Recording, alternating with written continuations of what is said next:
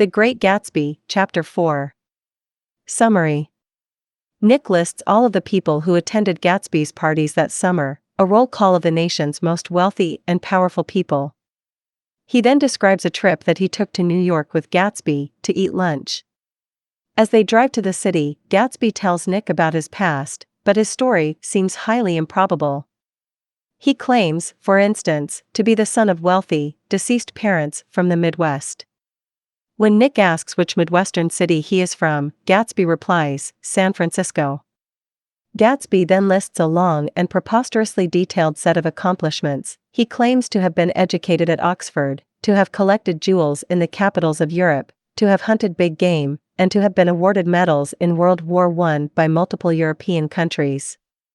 Seeing Nick's skepticism, Gatsby produces a medal from Montenegro and a picture of himself playing cricket at Oxford. Gatsby's car speeds through the Valley of Ashes and enters the city. When a policeman pulls Gatsby over for speeding, Gatsby shows him a white card, and the policeman apologizes for bothering him. In the city, Gatsby takes Nick to lunch and introduces him to Meyer Wolfsheim, who, he claims, was responsible for fixing the 1919 World Series. Wolfsheim is a shady character with underground business connections. He gives Nick the impression that the source of Gatsby's wealth might be unsavory, and that Gatsby may even have ties to the sort of organized crime with which Wolfsheim is associated. After the lunch in New York, Nick sees Jordan Baker, who finally tells him the details of her mysterious conversation with Gatsby at the party. She relates that Gatsby told her that he is in love with Daisy Buchanan. According to Jordan, during the war, before Daisy married Tom, she was a beautiful young girl in Louisville, Kentucky, and all the military officers in town were in love with her. Daisy fell in love with Lieutenant J. Gatsby, who was stationed at the base near her home. Though she chose to marry Tom after Gatsby left for the war, Daisy drank herself into numbness the night before her wedding, after she received a letter from Gatsby. Daisy has apparently remained faithful to her husband throughout their marriage, but Tom has not. Jordan adds that Gatsby bought his mansion in West Egg solely to be near Daisy. Nick remembers the night he saw Gatsby stretching his arms out to the water and realizes that the green light he saw was the light at the end of Daisy's dock. According to Jordan, Gatsby has asked her to convince Nick to arrange a reunion between Gatsby and Daisy. Because he is terrified that Daisy will refuse to see him, Gatsby wants Nick to invite Daisy to tea.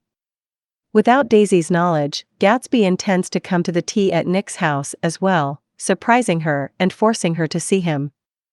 Analysis.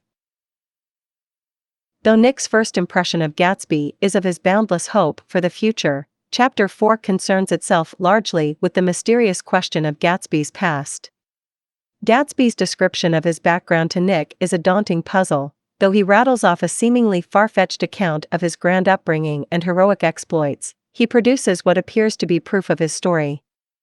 Nick finds Gatsby's story threadbare at first, but he eventually accepts at least part of it when he sees the photograph and the medal. He realizes Gatsby's peculiarity, however. In calling him a character, he highlights Gatsby's strange role as an actor. The luncheon with Wolfsheim gives Nick his first unpleasant impression that Gatsby's fortune may not have been obtained honestly. Nick perceives that if Gatsby has connections with such shady characters as Wolfsheim, he might be involved in organized crime or bootlegging. It is important to remember the setting of The Great Gatsby, in terms of both the symbolic role of the novel's physical locations and the book's larger attempt to capture the essence of America in the mid-1920s. The pervasiveness of bootlegging and organized crime, combined with the burgeoning stock market and vast increase in the wealth of the general public during this era, contributed largely to the heedless, excessive pleasure-seeking and sense of abandon that permeate The Great Gatsby. For Gatsby, who throws the most sumptuous parties of all and who seems richer than anyone else, to have ties to the world of bootleg alcohol would only make him a more perfect symbol of the strange combination of moral decadence and vibrant optimism that Fitzgerald portrays as the spirit of 1920s America. On the other hand, Jordan's story paints Gatsby as a lovesick, innocent young soldier, desperately trying to win the woman of his dreams. Now that Gatsby is a full-fledged character in the novel, the bizarre inner conflict that enables Nick to feel such contradictory admiration and repulsion for him becomes fully apparent, whereas Gatsby the lovesick soldier is an attractive figure, representative of hope and authenticity, Gatsby the crooked businessman, representative of greed and moral corruption, is not. As well as shedding light on Gatsby's past, Chapter 4 illuminates a matter of great personal meaning for Gatsby, the object of his hope, the green light toward which he reaches. Gatsby's love for Daisy is the source of his romantic hopefulness and the meaning of his yearning for the green light in Chapter 1. That light, so mysterious in the first chapter, becomes the symbol of Gatsby's dream, his love for Daisy, and his attempt to make that love real. The green light is one of the most important symbols in The Great Gatsby. Like the eyes of Dr. T.J. Eckelberg, the green light can be interpreted in many ways, and Fitzgerald leaves the precise meaning of the symbol to the reader's interpretation.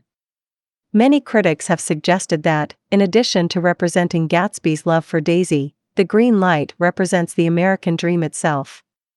Gatsby's irresistible longing to achieve his dream, the connection of his dream to the pursuit of money and material success, the boundless optimism with which he goes about achieving his dream, and the sense of his having created a new identity in a new place all reflect the coarse combination of pioneer individualism and uninhibited materialism that Fitzgerald perceived as dominating 1920s American life.